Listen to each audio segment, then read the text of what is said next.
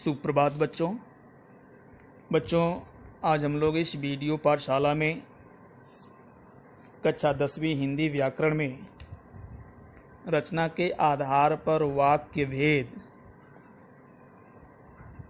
के पार्ट 2 को पढ़ेंगे। इसमें हम लोग क्रिया विशेषण उपवाक्य के प्रकार, प्रधान उपवाक्य और आश्रित उपवाक्य की पहचान तथा संयुक्त वाक्यों के प्रकार के बारे में पढ़ेंगे, समझेंगे और जानने का प्रयास करेंगे। तो चलिए शुरू करते हैं क्रिया विशेषण उपवाक्यों के प्रकार से। क्रिया विशेषण उपवाक्यों के प्रकार। क्रिया विशेषण उपवाक्य मुख्य रूप से 8 प्रकार के होते हैं। पहला समयवाची क्रिया विशेषण उपवाक्य, दूसरा स्थानवाची क्रिया विशेषण उपवाक्य, तीसरा रीतिवाची क्रिया विशेषण उपवाक्य, चौथा परिमाणवाची क्रिया विशेषण उपवाक्य, पांचवा शर्तवाचक क्रिया विशेषण उपवाक्य, छठवां कारणवाचक क्रिया विशेषण उपवाक्य, सातवां विरोधवाचक क्रिया विशेषण उपवाक्य, आठवां प्रयोजनवाची क्रिया विशेषण उपवाक्य। पहला समयवाची क्रिया विशेषण उपवाक्य। जो आश्रित उपवाक्य प्रधान उपवाक्य में प्रयुक्त क्रिया की समय संबंधी विशेषता प्रकट करे उसे समयवाची क्रिया विशेषण कहते हैं। जैसे जब रवि मेरे घर आया तब मैं पढ़ रहा था, जब संगीत का कार्यक्रम चल रहा था तब अचानक बिजली चली गई। जब रवि मेरे घर आया जब संगीत का कार्यक्रम चल रहा था समयवाची क्रिया विशेषण उपवाक्य हैं, क्योंकि ये दोनों कब का उत्तर दे रहे हैं, यानी कब प्रश्न के उत्तर में आ रहे हैं। कब प्रश्न करने से उत्तर में जो आता है वह समयवाची क्रिया विशेषण उपवाक्य होता है। मैं कब पढ़ रहा था, उत्तर मिला जब रवि मेरे घर आया। अचानक बिजली कब चली गई, उत्तर है जब संगीत का कार्यक्रम चल रहा था। कब प्रश्न करने से उत्तर मिला जब रवि मेरे घर आया जब संगीत का कार्यक्रम चल रहा था। अतः ये समयवाची क्रिया विशेषण उपवाक्य हैं। इनसे मेरे घर आने यानी घर आने और संगीत के कार्यक्रम होने के समय का पता चल रहा है। तो समयवाची क्रिया विशेषण उपवाक्य से प्रधान उपवाक्य की क्रिया के होने के समय का पता चलता है। समयवाची क्रिया विशेषण उपवाक्य की पहचान कब प्रश्न करने से होती है। कब प्रश्न करने से उत्तर में जो मिलता है वह समयवाची क्रिया विशेषण उपवाक्य होता है, जैसा कि उदाहरण में हम लोगों ने देखा है। समयवाची क्रिया विशेषण उपवाक्य को कालवाची क्रिया विशेषण उपवाक्य भी कहा जाता है। दूसरा स्थानवाची क्रिया विशेषण उपवाक्य। जो उपवाक्य प्रधान उपवाक्य में प्रयुक्त क्रिया की स्थान संबंधी विशेषता का बोध कराए तथा कहाँ के उत्तर में आए वह स्थानवाची क्रिया विशेषण उपवाक्य कहलाता है। जैसे मैं वहाँ जा रहा हूँ जहाँ से मैंने पुस्तक खरीदी थी। जहाँ मैं रहता हूँ वहाँ शॉपिंग मॉल है। जहाँ से मैंने पुस्तक खरीदी थी, जहाँ मैं रहता हूँ स्थानवाची क्रिया विशेषण उपवाक्य हैं, क्योंकि इन दोनों उपवाक्यों से पुस्तक खरीदने और रहने के स्थान का पता चल रहा है, स्थान का बोध हो रहा है और कहाँ के उत्तर में प्राप्त हो रहे हैं।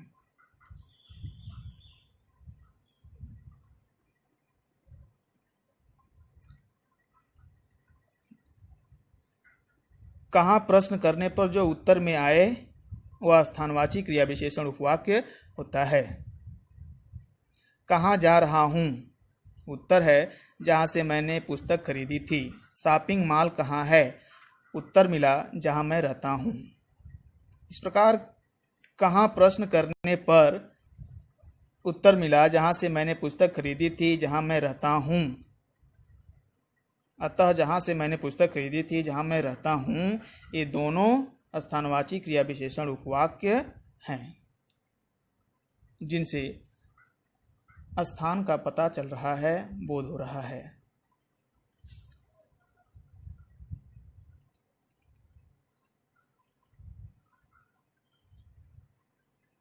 तीसरा, रीतिवाची क्रिया विशेषण उपवाक्य।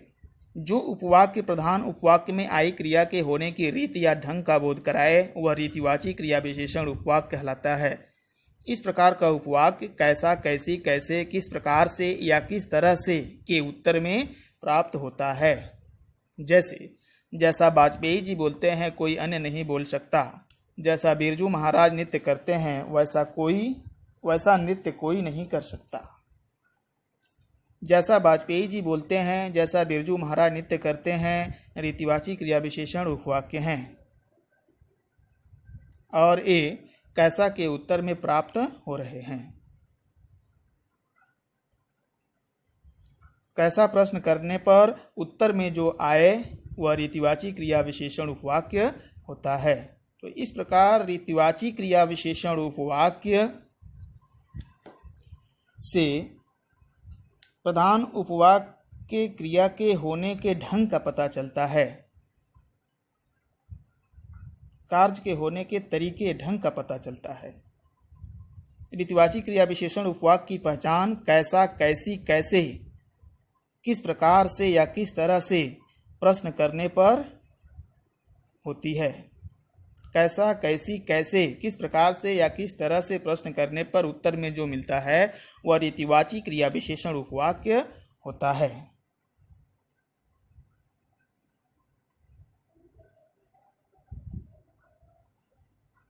एक उदाहरण लेते हैं जिसमें कैसा प्रश्न किया गया है। कोई अन्य कैसा नहीं बोल सकता। उत्तर मिला जैसे वाजपेयी जी बोलते हैं।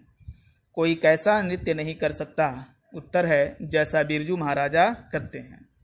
कैसा प्रश्न करने पर उत्तर मिला जैसे वाजपेयी जी बोलते हैं, जैसा बिरजू महाराजा करते हैं। अतः ये दोनों उपवाक्य रीतिवाची क्रिया विशेषण उपवाक्य हैं जो कैसा प्रश्न के उत्तर में मिल रहे हैं। इनसे बोलने और नाचने के ढंग का पता चल रहा है। चौथा, परिमाणवाची क्रिया विशेषण उपवाक्य। जो उपवाक्य प्रधान उपवाक्य में आई क्रिया के परिमाण या मात्रा की विशेषता प्रकट करें वे परिमाणवाची क्रिया विशेषण उपवाक्य कहलाते हैं। ये उपवाक्य कितना, कितनी, कितने के उत्तर में प्राप्त होते हैं। जैसे, तुम जितना पढ़ते हो उतना तुम्हारे मित्र नहीं पढ़ते। मैं उसे इतना चाहता हूँ जितना कोई सगा भाई चाहता है। तुम जितना पढ़ते हो जितना कोई सगा भाई चाहता है परिमाणवाची क्रिया विशेषण उपवाक्य हैं। ये दोनों उपवाक्य कितना के उत्तर में प्राप्त हो रहे हैं। तुम्हारे मित्र कितना नहीं पढ़ते। उत्तर मिला जितना तुम पढ़ते हो। मैं उसे कितना चाहता हूँ जितना कोई सगा भाई चाहता है। जितना तुम पढ़ते हो जितना कोई सगा भाई चाहता है। ये दोनों वाक्य कितना प्रश्न करने के उत्तर में आ रहे हैं। अतः परिमाणवाची क्रिया विशेषण उपवाक्य हैं। तो इस प्रकार परिमाणवाची क्रिया विशेषण उपवाक्य से प्रधान उपवाक्य क्रिया के परिमाण या मात्रा का बोध होता है। कार्य के होने की मात्रा या परिमाण का पता चलता है। परिमाणवाची क्रिया विशेषण उपवाक्य की पहचान के लिए कितना, कितनी, कितने से प्रश्न किया जाता है। कितना, कितनी, कितने के प्रश्न करने पर जो उत्तर आता है, जो उत्तर में आता है वह परिमाणवाची क्रिया विशेषण उपवाक्य होता है। जैसा कि उदाहरण में हमने देखा है। पांचवा, शर्तवाचक क्रिया विशेषण उपवाक्य। जिन क्रिया विशेषण उपवाक्यों से किसी शर्त का बोध हो वे शर्तवाचक क्रिया विशेषण उपवाक्य कहलाते हैं। उदाहरण: पहला, यदि तुम चाहो तो मैं तुम्हारे साथ चल सकता हूँ। दूसरा, अगर वह मेरी बात मान लेगा तो उसे लाभ होगा। यदि तुम चाहो, अगर वह मेरी बात मान लेगा, शर्तवाचक क्रिया विशेषण उपवाक्य हैं क्योंकि इनसे शर्त का बोध हो रहा है, शर्त या नियम का पता चल रहा है। तो शर्तवाचक क्रिया विशेषण उपवाक्य से किसी शर्त या नियम का पता चलता है।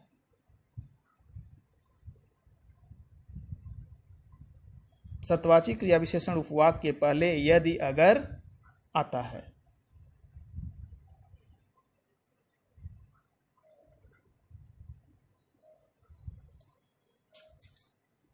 छठवां, कारणवाचक क्रिया विशेषण उपवाक्य। जिन क्रिया विशेषण उपवाक्यों से किसी कारण का बोध हो उन्हें कारणवाचक क्रिया विशेषण उपवाक्य के अंतर्गत रखा जाता है। कारणवाचक क्रिया विशेषण उपवाक्य प्रायः क्योंकि से प्रारंभ होते हैं या इनमें किसी कारण का बोध होता है। जैसे, मैंने चाचा जी को इसलिए पत्र लिखा क्योंकि मेरा जन्मदिन आने वाला था। हम गाड़ी नहीं पकड़ सके क्योंकि स्टेशन पर देर से पहुंचे थे। क्योंकि मेरा जन्मदिन आने वाला था, क्योंकि स्टेशन पर देर से पहुंचे थे, कारणवाचक क्रिया विशेषण उपवाक्य हैं। जो कारणवाचक क्रिया विशेषण उपवाक्य से किसी कार्य के होने या न होने के कारण का पता चलता है।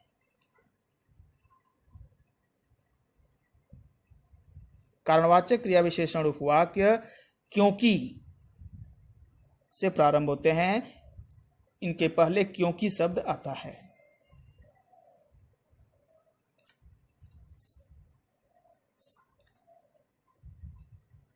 पहले उदाहरण में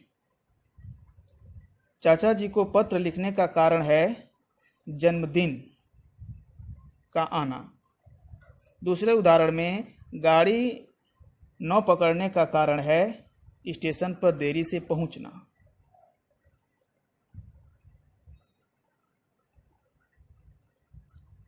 और क्रिया विशेषण उपवाक्य क्योंकि से प्रारंभ हुए हैं, उनके पहले क्योंकि आया हुआ है।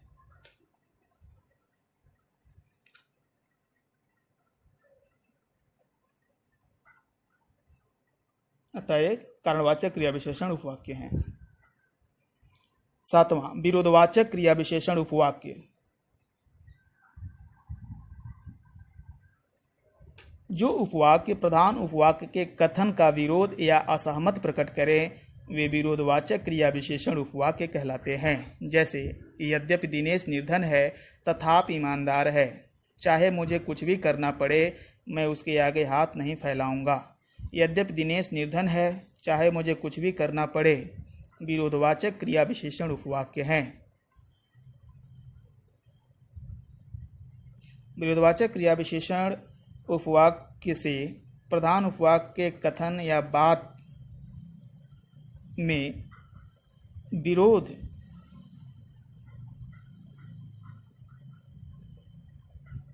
का आभास होता है, असहमति प्रकट होती है।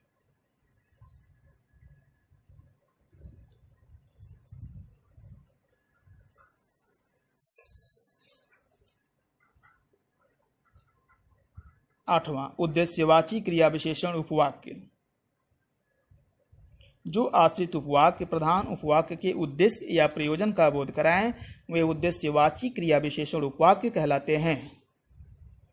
जैसे, पहला उदाहरण है, मन लगाकर पढ़ाई करो ताकि परीक्षा में अच्छे अंक प्राप्त कर सको। दूसरा उदाहरण है, दरवाजा बंद कर दो जिससे ठंडी हवा अंदर न आ सके, ताकि परीक्षा में अच्छे अंक प्राप्त कर सको, जिससे ठंडी हवा अंदर न आ सके।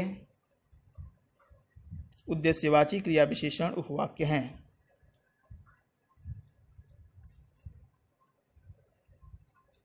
मन लगाकर पढ़ाई करने का उद्देश्य है परीक्षा में अच्छे अंकों की प्राप्ति, परीक्षा में अच्छे अंक प्राप्त करना। दरवाज़ा बंद कर देने का प्रयोजन है, उद्देश्य है ठंडी हवा को अंदर आने से रोकना, ठंडी हवा को अंदर न आने देना।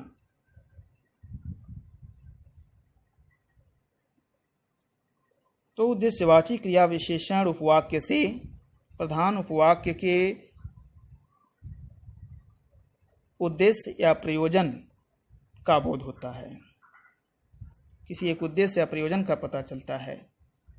उद्देश्यवाची क्रिया विशेषण उपवाक्यों के पहले ताकि, जिससे जैसे योजक शब्द आते हैं, जिनसे एक उद्देश्य एक प्रयोजन का पता चलता है।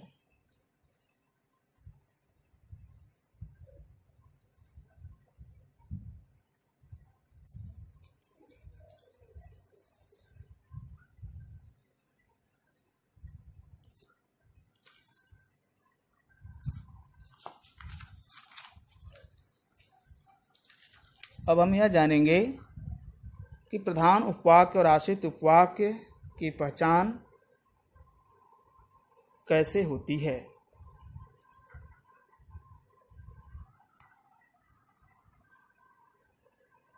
प्रधान उपवाक्य और आश्रित उपवाक्य की पहचान। प्रधान उपवाक्य में पूर्व किसी योजक का प्रयोग नहीं किया जाता। आश्रित उपवाक्य प्राय किसी न किसी योजक से जुड़े होते हैं, यानी प्रधान उपवाक्य के पहले किसी भी योजक शब्दों का प्रयोग नहीं होता है, यानी प्रधान उपवाक्य के पहले किसी प्रकार के व्यधिकरण समुच्चय बोधक अव्यय का प्रयोग नहीं हुआ होता है। व्यधिकरण समुच्चय बोधक अव्यय प्रधान उपवाक्य के पहले नहीं आते हैं। आश्रित उपवाक्य के पहले कोई न कोई योजक शब्द अवश्य होता है, यानी आश्रित उपवाक्य के पहले कोई न कोई व्यधिकरण समुच्चय बोधक अव्यय होता है।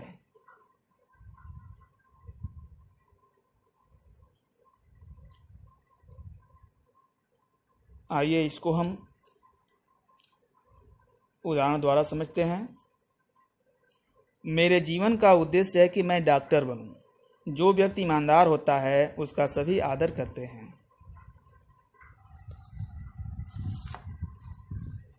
पहले उदाहरण में मैं डॉक्टर बनूं के पहले की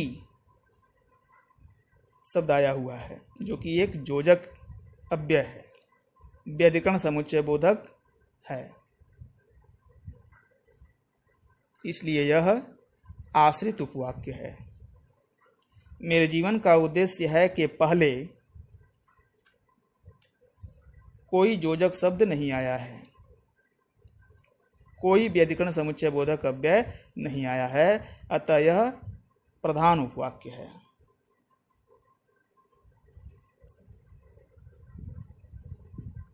दूसरे उदाहरण, जो व्यक्ति ईमानदार होता है उसका सभी आदर करते हैं में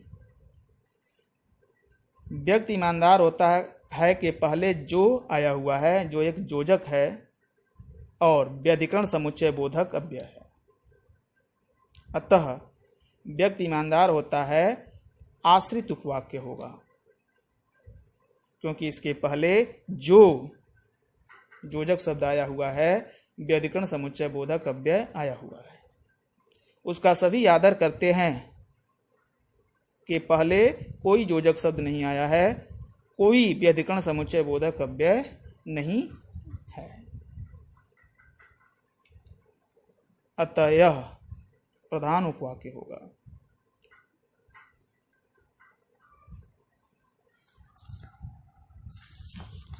तो मैं डॉक्टर बनूं उपवाक्य से पूर्व की योजक या व्यधिकरण समुच्चय बोधक अव्यय तथा व्यक्ति ईमानदार होता है से पूर्व पहले जो योजक या व्यधिकरण समुच्चय बोधक का प्रयोग हुआ है, अतः ये दोनों आश्रित उपवाक्य हैं। मेरे जीवन का उद्देश्य है, उसका सभी आदर करते हैं कि पहले कोई योजक शब्द या व्यधिकरण समुच्चय बोधक अव्यय नहीं आया है, अतः ये दोनों मेरे जीवन का उद्देश्य है, उसका सभी आदर करते हैं, प्रधान उपवाक्य हैं।